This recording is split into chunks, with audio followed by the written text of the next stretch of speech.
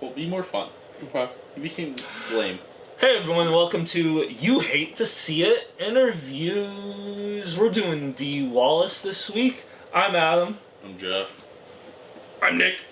And Dee Wallace was on this podcast a couple years ago. We had a great time and she graciously agreed to come back on the podcast. So enjoy that video now.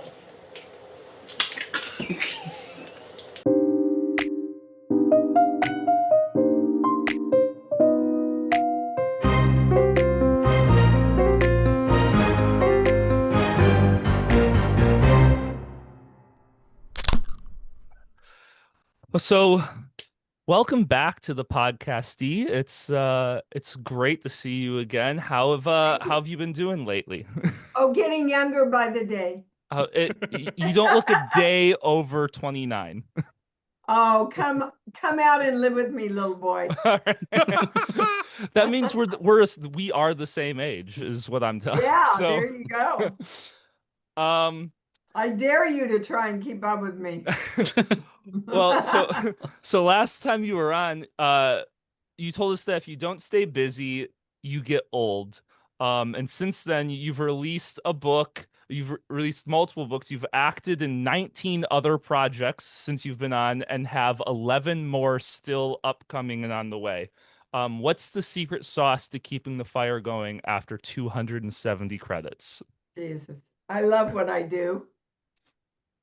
I love everything I do. I love my healing work. I love my acting work. You know, people ask me, when are you going to retire? My reply is, what the hell does that mean? Mm-hmm. You know, people who love what they do don't even think about that question, I don't think.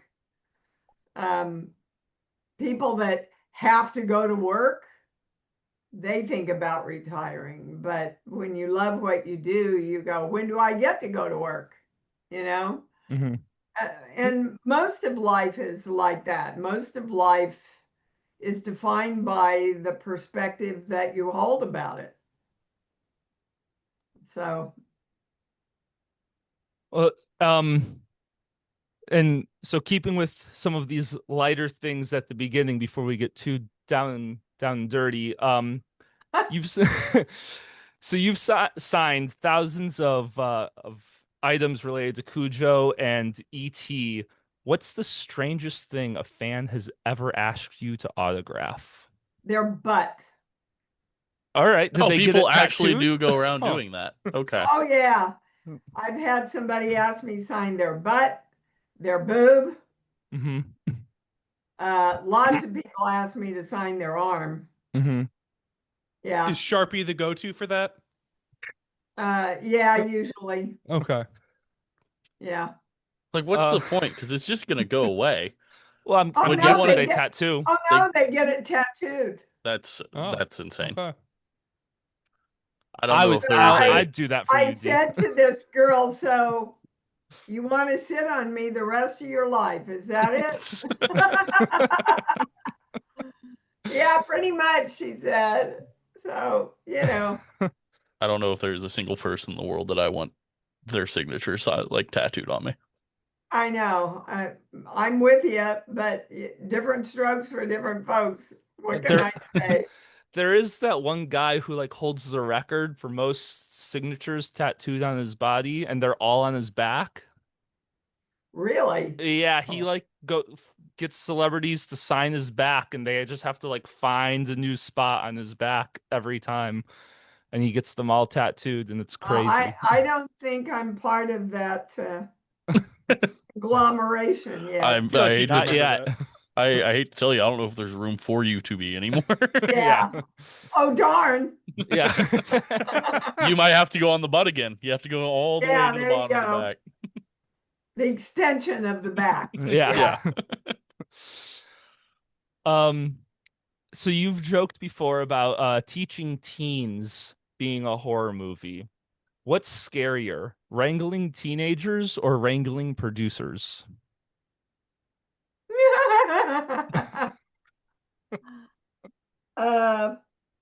Well, first of all, you don't wrangle producers,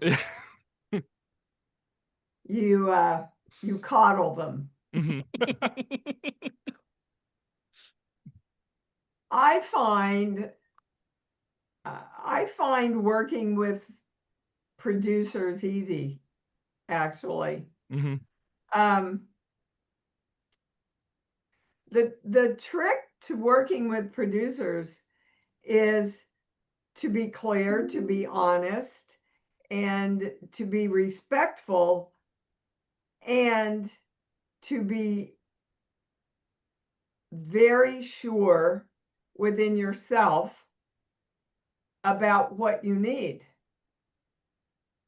so that they understand where you're coming from. Wrangling teenagers, you just slap them upside the head and say, go do this. And You then they still know, don't do it. Yeah. huh? I said, and then they still don't do it. Yeah, they pretty much follow what I tell them to do. Um, Adam, write that down for when your child is older. Okay. Yeah. yeah. I mean, like anybody, guys, they've got to know you love them too, Mhm. you know, but that you mean it. Yeah.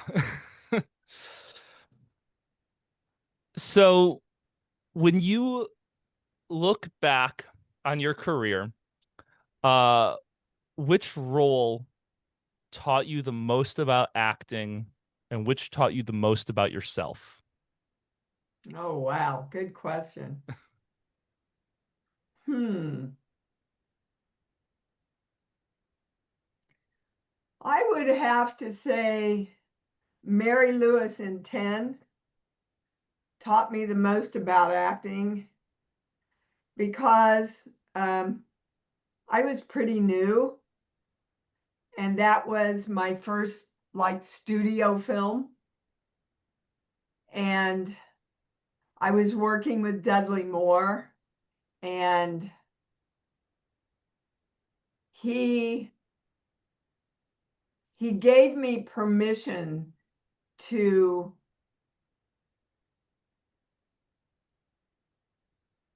follow my muse, to follow my instincts, to follow my hits, if you were. The role that taught me about myself was definitely Cujo, Donna and Cujo. Yeah. Um, I learned I could do things I never knew I could do. I learned about handling energy, um, manipulating energy, funneling energy. I learned how not to act. Did you do something on that set that you probably shouldn't have? No, I did everything right. And from there on, I always knew what to do. That's one Yeah, of my favorite slashers from back then is Cujo. thank Is you. yeah, that's I'm extremely proud of my work in Cujo. It's one of the I movies just, I. Sorry, what? continue. I said sorry, continue. I just really didn't know I had it in me to do that. And, of all the roles I've ever done, if I was ever going to overact, it would have been that role. Is You there know? a role after that one that kind of put you through those same tests? Or do you Yeah, think that's the. actually, it's a role I have coming out in a film called The Licked Hand, which is, an old fireside story that they used to pass down. And I got the script and I went, oh man, I really want to do this. And I don't know if I can anymore. So I called my agent and I said, I need to talk to the director. So we got on a Zoom call together and I said, dude, I love the script and I really want to do the part, but I really don't know if I can anymore. It's a lot of energy and a lot of physicality. And he said, Dee, whatever you need, we've got a stunt woman, we've got a stand in. Whenever you need a break, just let us know. I just really can't see anybody else in this part. So I said, okay. Well, when an actor's energy takes over, sometimes they can't even say no to themselves. And so I ended up doing a lot of my own stunts. And yeah, I think, well, according to Adad, our director, it turned out incredibly well. He's very, very proud of it. I haven't seen it yet, guys, but supporting cast was amazing. Loved working with all of them, and I have really very high hopes for the finished product. So, What does a film like Latand or Cujo teach you about yourself and energy? Like what does that really show you just going through the process? to trust yourself and that it's always there. It's always there. It always comes. If you trust the process and you trust the character, somehow the character always comes through for you. I know that sounds weird, but it's true that you don't come through for them, they come through for you. They tell you where to go, what to do, what emotion to play, what's truthful. I'm sure I told you that story of the dinner table scene in ET, right? Didn't I tell you that last time? I think so. Yeah. And where at the end, you know, Henry's character says about the father, well, I can't call him. He's in Mexico with Sally. And my character, Mary's, felt all these tears coming up. And Mary thought, oh, I don't want the kids to see me cry. So she got up and left the table. And eventually Stephen cut and he came over to me and he said, Dee, why did you get up and leave? That's not in the script. And I told him what happened. And he took a few beats and looked at me. And he turned to the crew and he said, you've got 30 minutes.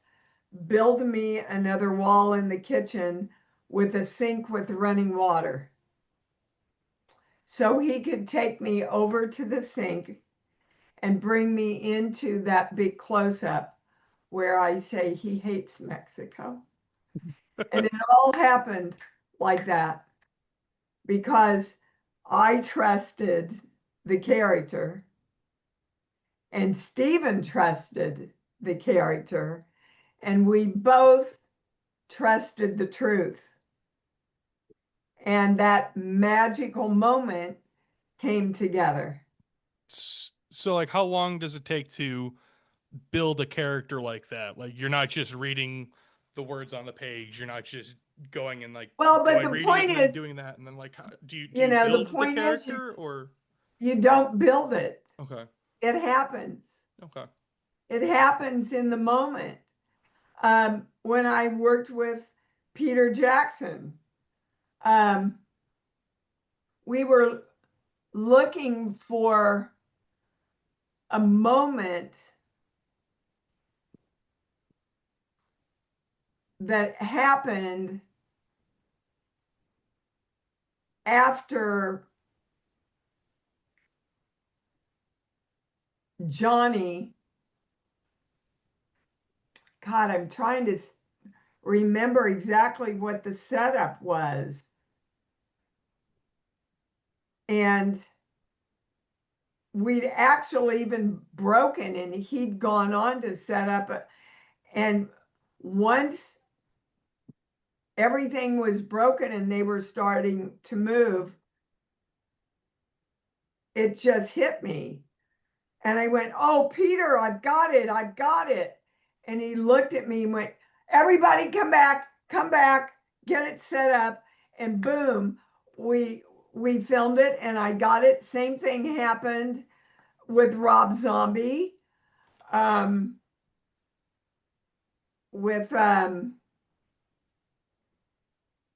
my God, what's the freaking movie? I've done so many movies with Rob. Some would say 270. No, she's Yeah. and you've done No, what, not that many. five with Rob, I think. Yeah, I think so. It was the last one where I play the batshit crazy warden uh, with Sherry Moon. And, Rob is just so trusting and Oh, is it Three from Hell? yeah, Three from Hell. And he just let me stand there for a minute and I went, "Oh, I got it, Rob." It was all sexual. The whole thing with the two of us was this sexual thing. And we did it in one take. One take. And it was just absolutely spot on. But I've just got to wait and I've got to get me out of the way. Because if my head gets in the way and starts effing around with it, then the character can't tell me where the gold is, you know? Yeah. So a lot of your performances are grounded in realism, even when the movie is Not. batshit crazy and just chaos.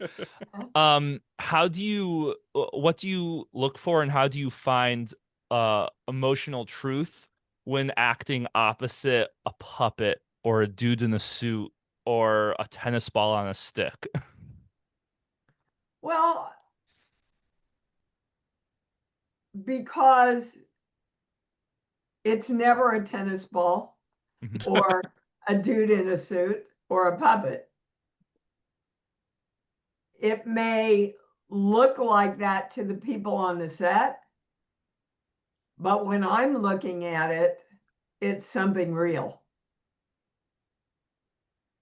When I looked at ET, it was never a rubber suit. The day I walked on the set and turned around and saw ET for the first time, I saw a soul. I stopped in my tracks the first time I saw ET. Carlo Rambaldi's, it was unbelievable. But on the new Lassie, I mean, we had to follow tennis balls on a stick all the time. It's my job to see a beautiful collie. Mm-hmm. That's my job, to see with my heart, not with my eyes.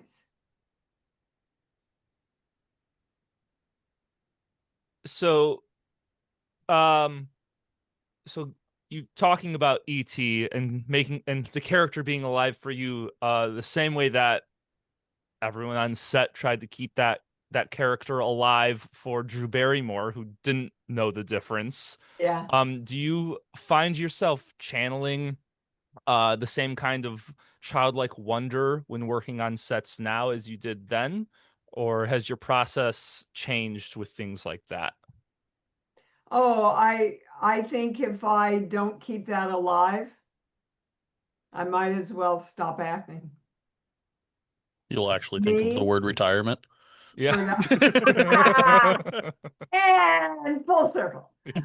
Um, for me, that's where the magic is. You know, if you can't look out in a sci-fi movie and really believe there's a spaceship, the audience can't believe there is either. You know, if you can't look up and see the monster in your room, the audience can't either. And believe it or not, there is a visceral difference in a real emotion and a pretended emotion. There is, and the audience can feel that. Don't you think? I I I mean, do. I work in the film industry, and I'm a PEA and second AD. Um and I've been in the room for performances that I've like been blown away by, and Mm-hmm. it's incredible to see like uh to see people take something fake and make it real, Yeah. and have bring out emotions and all this stuff. I don't know if you know the TV show The Big Leap.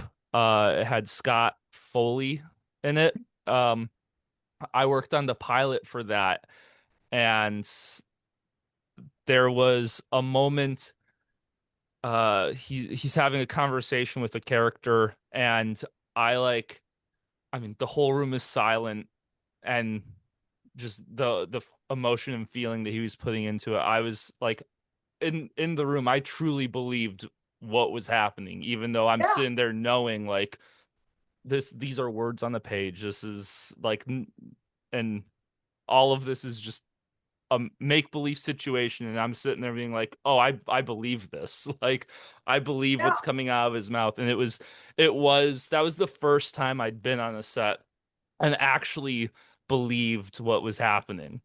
Unfortunately, the TV show, when I watched the pilot episode, I did not get the same feeling watching it as I I did in the room. What they put music behind it and stuff, and to me, it destroyed the emotion. But Oh, that's too bad.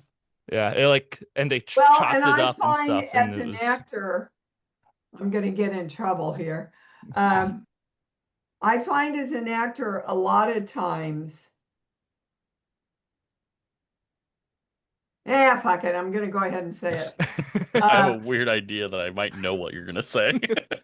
that producers get afraid of real emotion. That's Um, actually better than what I thought you were gonna say. what did you think I was going to say? That producers fuck it up in post. well, Well, if they're afraid of the real emotion and they dick around with it in post, then it's the same thing. yeah. Yeah. Um, and I have to hand it to Dan Blatt, our producer on Cujo. Uh, you know that scene in Cujo where Danny gets hysterical and he goes, "I want my daddy, I want my daddy," you know, and I grab him and I say, "All right, I'll get her." And Dan came up to me the next day and he said, "Dee, that scene we shot yesterday, it's so powerful, but we're afraid the audience won't like you. Will you watch it?" Because he knew I never watched dailies. And I said, nah, okay. So I watched it and I said to him, Dan, if you cut that, you're crazy. There's not a parent in the world that has not felt that emotion. It's real, it's honest, and I think you should keep it. And to a testament to Dan Blatt, he did. And it was one of the most well-reviewed, consistent scenes in the movie. It's But in a lot of my movies, I have had producers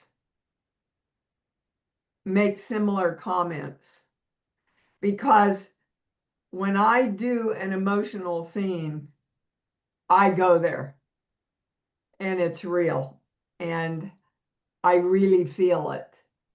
And then they really feel it. And sometimes it makes them very uncomfortable. So, yeah, I understand that. Going off of that, do you think it's more important to be likable to the audience then, or more important to be faithful to the character that you're playing, or is it some weird combination of both of trying to toe that line? My job is to be truthful, period. Mhm. And the more truthful I am to the character and to what's really going on emotionally in the material, the better I do my job.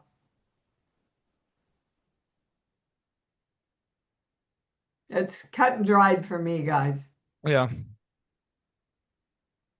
Um, to before you go asking the next question. mhm. I feel like, especially like nowadays, because like I guess to put it easier, like there's so many like superhero movies and stuff. I feel like those actors who play villains that are willing to go full in on like maybe, I mean, the one that always pops into mind is like Heath Ledger as Joker. Like the people who are willing to go into the full crazy, I feel like are better respected, and like it just makes the movie better. Because like if you have someone who's not willing to go over the line and be that kind of that like for villains like that piece of garbage that people hate, I mean, doesn't that make the movie stick with you more? If it's real, I mean, there are actors that go over the line just for the reaction. Yeah, that's true. And I don't buy that either. You know, it's got to be truthful, guys. It's got to be truthful. As someone who has watched a lot of horrible horror movies lately, that's fair. I mean, I live my whole life that way. Whether I'm acting, whether I'm doing my healing work, whether I'm teaching, whether I'm with my 2-year-old grandson. Am I living a truthful moment? That's what runs my life. Well, It's a and pretty simple rule to live by, but man, Being a does real it. person. yeah. Huh? I said being a real person. Yeah, Like but I it's Being joke about it, but present, it is. being Yeah, I was gonna say I make a joke about it, but yeah, it is true. There's a lot of people who aren't themselves, I well, guess. and they're not truthful to themselves, Mhm. you know? I'll give up me to make you happy, Mhm. especially women. We're taught that from the time we're little people. Give up you as a female, give up you, take care of everybody else. That's your job in this life. Ask any woman, she'll tell you. Well, and So kind of spinning off of that, you've once said that you've turned down slashers that lack character. Have any recent horror films impressed you for how they balance scares and humanity? Um, I hope I'm getting the title right. Don't Look Now? No, Let me I guess not I sure. didn't. Don't Came look. out a couple of years ago. No, don't look And there's up.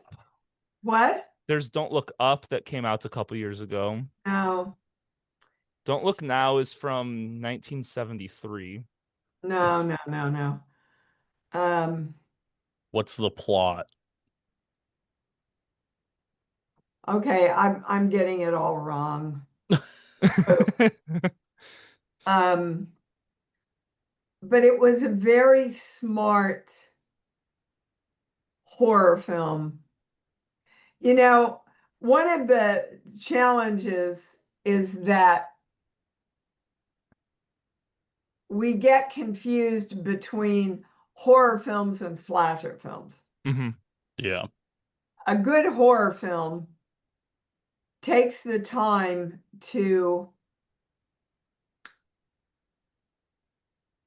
create characters and create storylines that you care about the characters. A slasher film goes, hi, here's 5 characters. Watch how gruesomely we can kill them. Yeah. Not at all the same thing. Yeah. I don't enjoy slasher films. I do enjoy some horror films. Yeah, I don't like the torture porn and all that. I hate watching those. Um, but like a yeah, and good a I don't do those. hmm yeah. Uh,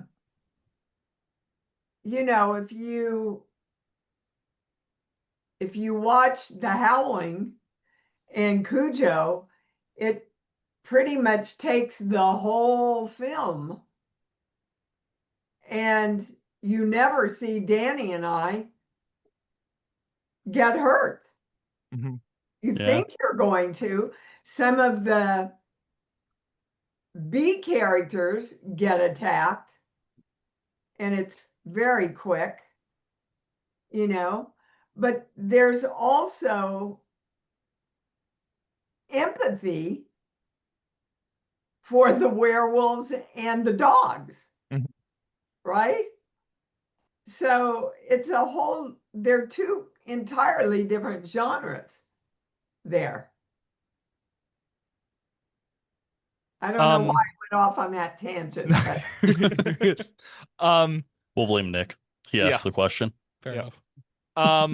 Except oh no, he did ask the question. Okay. Yeah. And then, um, you also mentioned, uh,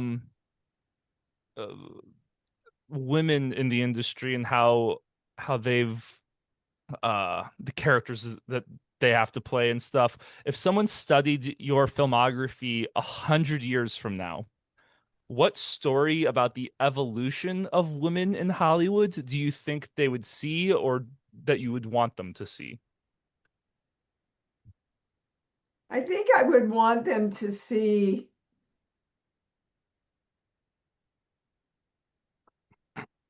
the evolution of strong women and how they grew over the years in horror films. I mean, I don't play weak women Mhm. in any of the films I've done. They're all very strong fighters.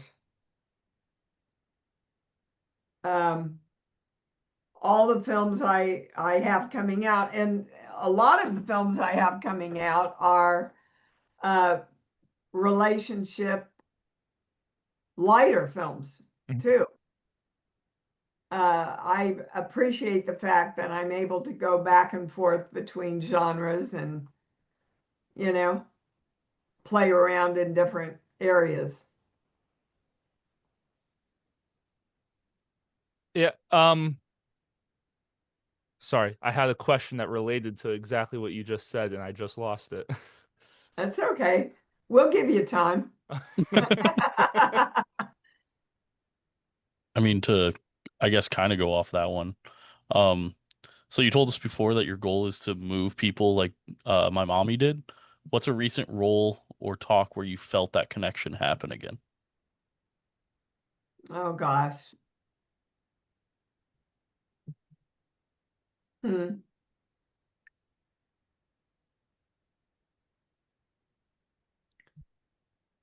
You know, Jeffrey,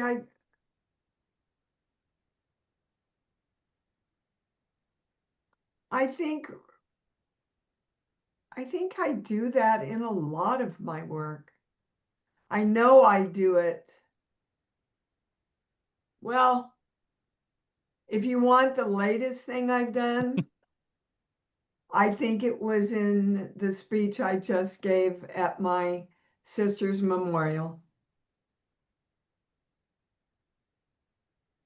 I and I had never met the preacher who spoke at her service, but what I wrote and said and what he said did this and just came together and flowed in perfect synchronicity about the best thing we can do is go on and honor who she was by living a life of love and being the best, happiest people that we can be and not wallowing in the grief and using it as an excuse for being less than who we are. And it was so, it was really so beautiful how we complemented each other, you know, with that message. And I had so many people, uh, as did he, come up and say to me, you know, for the first time, I was really uplifted by the end of a memorial service. So, yeah, which is what my mom always did whenever she spoke. She just lifted everybody up. And speaking about uh your mom and how she inspired your career from the church pew moment, Yeah. now your daughter is inspiring a new generation through her own films. What's it like watching that cycle continue? And have the two of you ever talked about collaborating creatively? Well, actually, she has invited me to go with her on a trip next Christmas with her group of followers um, to go teach with her and go to the Christmas fairs, uh, which is something that my mom and I always wanted to do together and never got to do.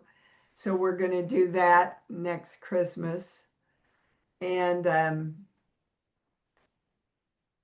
speak about relationships and love and growing together. Yeah. But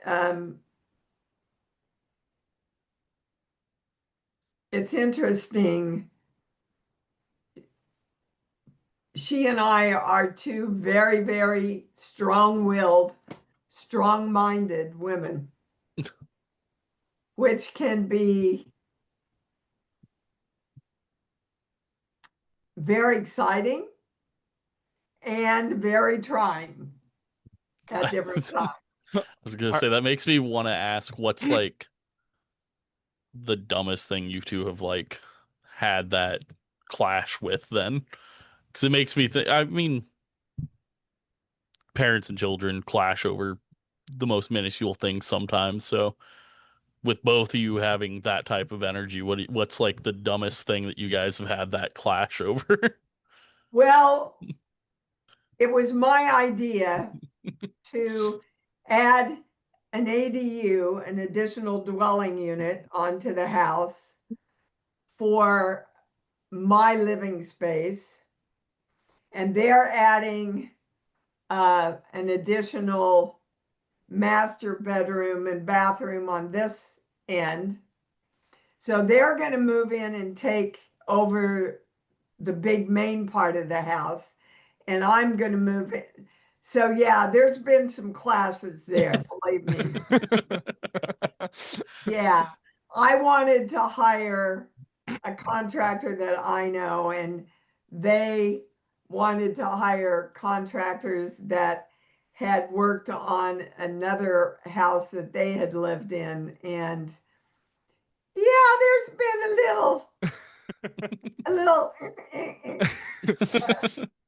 a few instances there. And she looked at me the other day and she said, "Oh my God, mother. Sometimes I just wish I'd said yes and we'd gone your way." I, Well, but mother's always right. Yeah. you've got to expect that. And it's an emotional thing when you do stuff like this. Is there is there anything uh from your daughter that you've seen or you've learned from your mom that you've seen her do that just reminds you of your either yourself or your mom that she just seems to naturally do that, you know?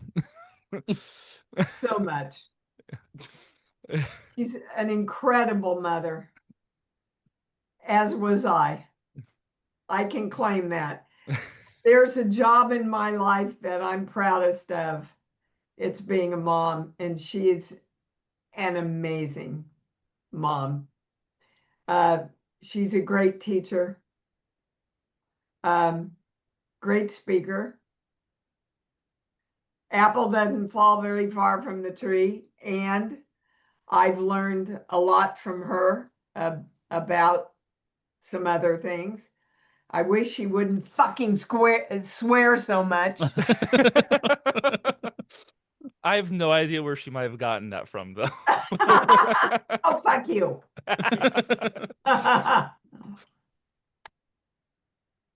But she's, we're two strong women. And two strong women that are very, not only opinionated, but are right. Yeah. So um,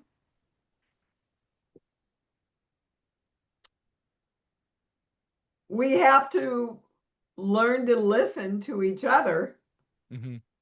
respect each other, and sometimes we're going to disagree,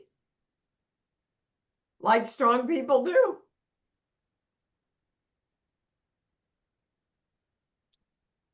So,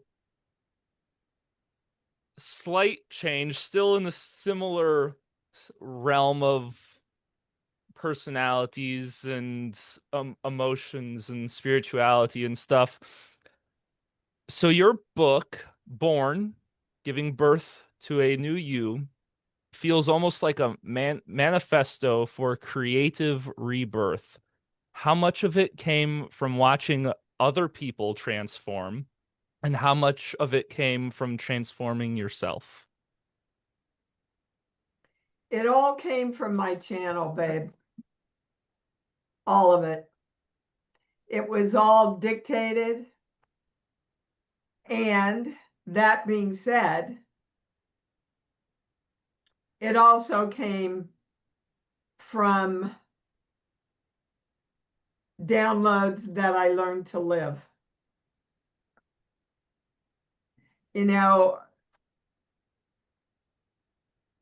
we had a little discussion before we started about how people read the books, go to the classes, go to the workshops, study, but they don't live it. They don't apply it to their lives. And if you do not live it, your life doesn't change. You can study it every day till you're blue in the face. But if you don't live it in the moment, it doesn't matter. So all of my work, and you're right, it is a blueprint.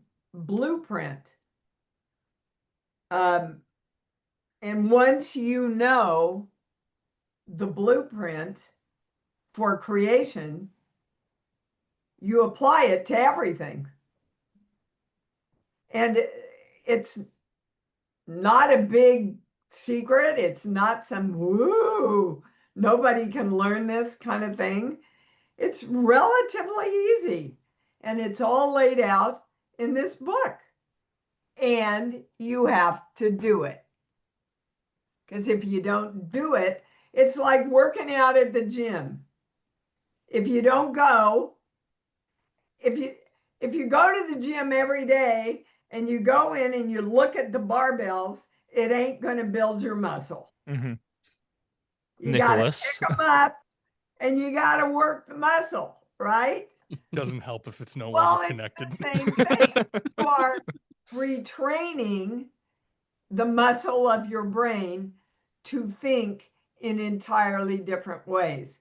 Our brains and our belief systems are locked in by 8 years old. Whatever we are verbally taught or modeled from conception to 8 years old, that's the way we believe the world works. And like the good book says, and as brain science says, as you believe, that's the way your life shows up. So you want to see whatever, where'd he go? He probably has a work thing he's got to deal with. Oh, Yeah, he's on call all the time, so I'm guessing he got a work call. I see. Whatever walls you're hitting as an adult, go back and look at your belief as a little child. And you'll see what wall you're hitting. And shift that belief to the opposite positive and tell yourself, I'm directing you to believe this now. Because we're always a choice, guys. Mm-hmm. Always. So, what's something from your own childhood that you've had to consciously rewrite for yourself? Money. Money. Yeah. After E.T., Mm-hmm. when E.T. came out, I just got smaller and smaller and smaller. And I went, what the hell? I'm getting everything I want. And I heard my grandmother say, they're the rich people. We're the good people. Well, that's taught in almost every religion there is. And I said, that's not a belief I want to own anymore. That is not going to give me what I want. I know that my consciousness gets to define what I do with my money. And my money is going to be spent creating love in this world for my family, for the charities that I love, for the people that I love. Bring it on, world. Bring me the money. Shower me with the money so I can send out more and more and more and more love. It works for me all the time. It does. But So, that's what I mean. mhm. Most of our beliefs that are limiting are somebody else's belief.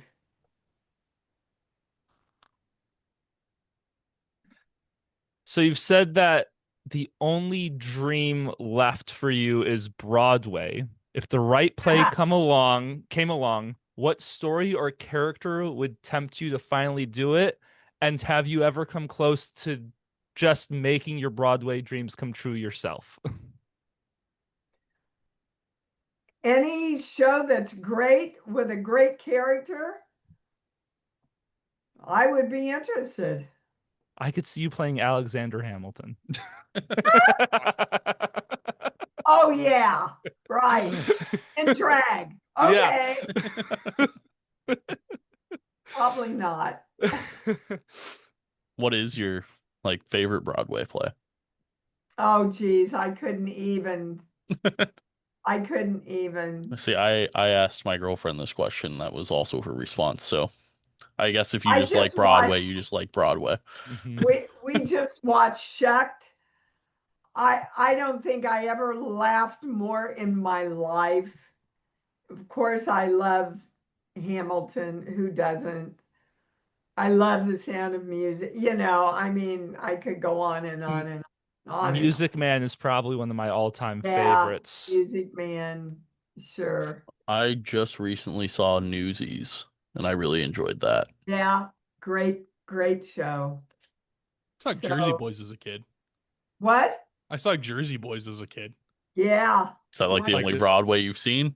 He's never seen like, Hamilton. I've never seen. I mean, It's online and he's never seen that's it. the only one I've seen like off Broadway, like in Chicago. That's the only one I like actually went and saw. I saw Lion Um, King on not Broadway, but in Chicago, yeah.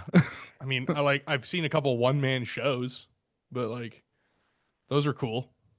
Well, I've been a dancer a lot of my life. I'd love to do Chicago. Yeah. Yeah. Is there a project in your 270 plus credits that you don't think has ever gotten its due, and it's something that you'd love for a new generation to discover? I think The Frighteners is really underrated. I think there's a lot of people that haven't discovered that movie. I keep telling people, Peter Jackson, they need to re-release it.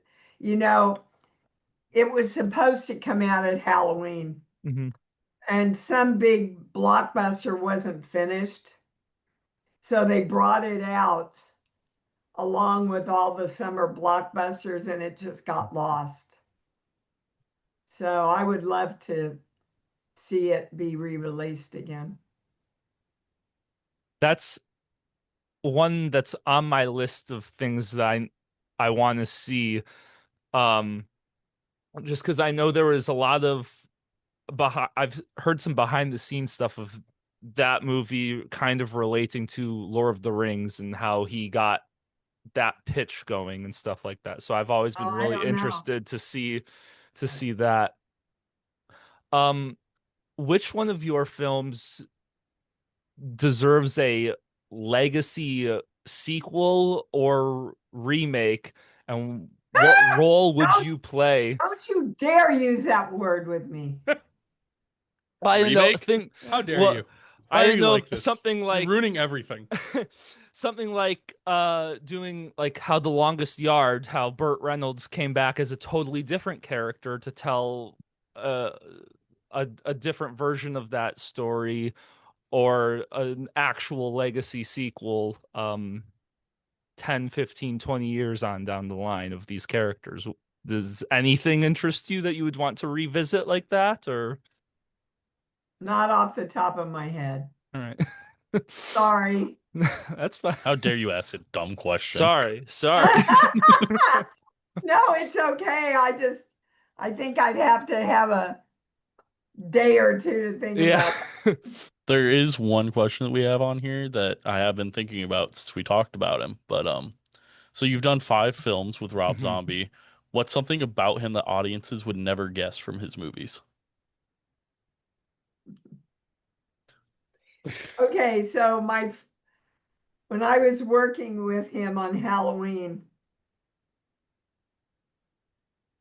I'm standing there between takes.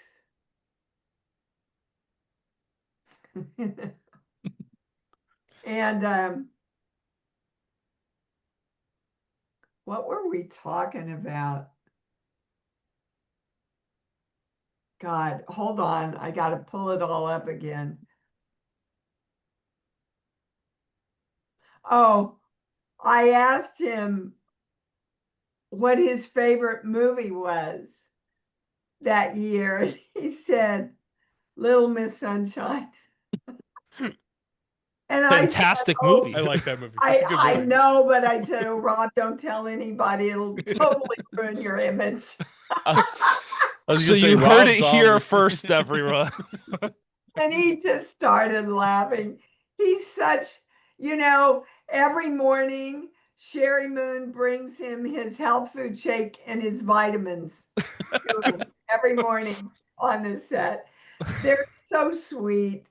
They're such a sweet couple. I was I gonna just say love him. I was gonna say he obviously it's Rob Zombie. He gives off that I from like the outside you're like he's this hardcore No, not at probably all. like crazy guy, especially like his films because they're all very Gritty. Yeah. yeah. Yeah. But, like in Halloween, we worked with 3 cameras and we would come in and we would do it scripted. And then he would say, all right, everybody, bring in your best shit. And everybody would come in and improv. And Scout and I would start fucking the bagels. I mean, just Not anything.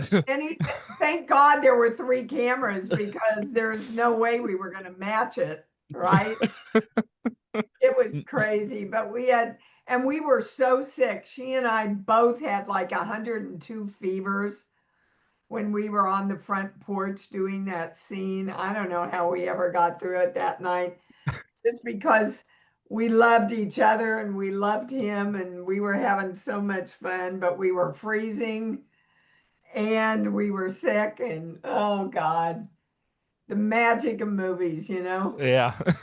is there a horror movie that you weren't in that you think you could have like if you played one of the characters you could have elevated it to be a better like maybe it's like an okay movie or maybe it's just bad but you think if you took over the role of one of those characters maybe it would be a better movie.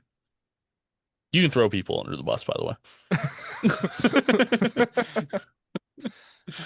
There are a few, but I would not mention them. Yeah.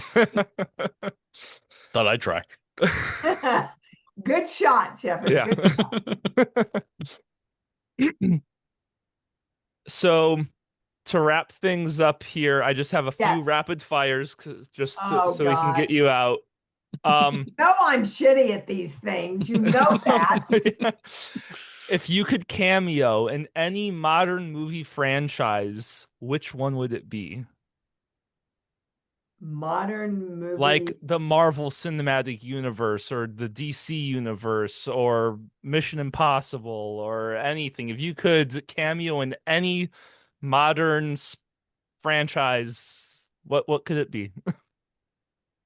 Oh, guys, I Or what don't. would you accept? I don't know. I really don't know because I'm not really attracted to those kind of. or or Insidious or Conjuring or any of those? Nothing. That's fine too. Say You're they 0 for all 2. suck. I was gonna say that you hear No, I'm hear it not here saying first. that at all. I'm not saying that at all. They don't deserve you, is what. No, I'm not saying that at all. Don't get me in. No. No, Right. that's no, what no. we're saying. Yeah, that's what I'm saying. Those movies don't deserve you. No, come on. They're all good and they all have their place. It's just not really what I do. I don't know. Ask All me right. something else. Who would you want to play in the Dee Wallace biopic? My daughter. She does look an awful lot like Oh you. my God, we're clones. She Um, has to learn how to cry better, though. We'll send you a clip of just that so you can show it to her. yeah. Right. Get me in more trouble.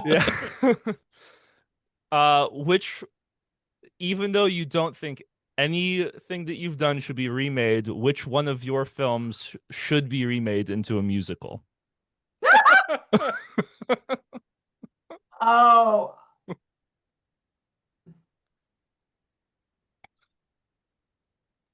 hmm. Cujo the musical just has a ring to That's it. what I've been thinking since I read was the gonna question. say Cujo. That's what I was I have a thinking. great picture of myself and the stunt guy in the dog costume and the director Louis Teague doing a kick line. See, Yeah. we're halfway there. Yeah, we're halfway there. Yeah. So that's good. We'll pick Cujo. All right. Who's the biggest scene stealer that you've ever worked with? Hmm.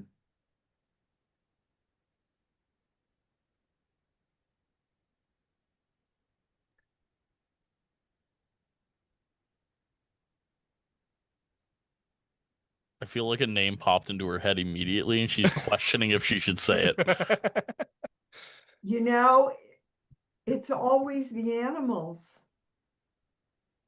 The I'm serious. Mhm. The animals, I don't know how they know the energy of the camera, but it's like they'll walk on the stage and they'll go right to the camera, or they'll walk to the camera, or it's weird. Yeah. Who said never act with children or Yeah, animals? kids or dogs, and Everyone. here I am. Everyone says that. Okay. Worst days on set for me. Last two. What's your go-to comfort movie that might surprise people? Go to probably Sound of Music. Fame. one. I just watched it with my 18-month-olds the other day. He Oh, loves older movies. not E.T., huh? Yeah. He Fine. he literally we watch Cars, the Pixar movie, at least Yeah. twice a day. And he freaks out during the car crash at the very beginning of that movie. So E.T. might be too much for him right Wild, now. because he You know handled what my Untouchables like a champ. 2-year-old grandson loves? What? E.T. Nightmare Before Christmas. We haven't tried that. That's a Thanksgiving movie in this Oh household, so my we God. haven't gotten there yet. He is freaking crazed about the Oogie Boogie Man. Yeah, my kid loves the original Planet of the Apes, Sound of Music, Willy Wonka, Wizard of Oz. He loves that stuff. And like all of like old-timey, like actiony, scary stuff doesn't really bother him that much. It's things that are a little bit more modern, starting with like the 80s and moving forward and stuff. He gets a little freaked out by more realism. A lot of kids get freaked out where everybody starts yelling in ET. Yeah. Okay. And then the last question. Finish this sentence. I know I've made it in Hollywood when. They keep calling me. All right. Fair enough. Crazy that was the easiest one for you. Yeah. Oh, yeah. So, I mean, that's all the questions I got. Thank you so much, Dee, for doing this Oh, again it's with been a us. blast, guys. You guys are always fun. You always throw me off. That's what I like. I like throwing Mainly I because throwing see that. curveballs. It's more fun that way. It's more interesting because Yeah. I hate asking questions that I could go on any other platform and get the same answers to. Because then Yeah. why am I asking it? If anybody asks me again, did you know that when you were filming ET, it was going to be such a hit? I'm going to throw up in my mouth. Okay. I think as someone who works in the film industry, I feel like I can get a little bit deeper on some things Yeah. than just that. Yeah. So Uh, thank you. yeah. It's been a blast, guys. Yeah. Thank you so much. bye. And Great seeing you happy again. holidays, everybody. You as well. Thanks. Bye. Bye. Thanks so much for watching Dee Wallace's video, guys. I don't know if I've cut anything out because this is being recorded well in advance of her episode. But if we did, or regardless, the whole thing's going to be up on Patreon too. I can't say things I was going to say. That's scary. That could have been a whole slew of things. Go to youhatetoseeit.net. Follow us on Patreon. Follow us on social media. Video up on YouTube. Video, audio. Audio on wherever you listen to podcasts. Thanks.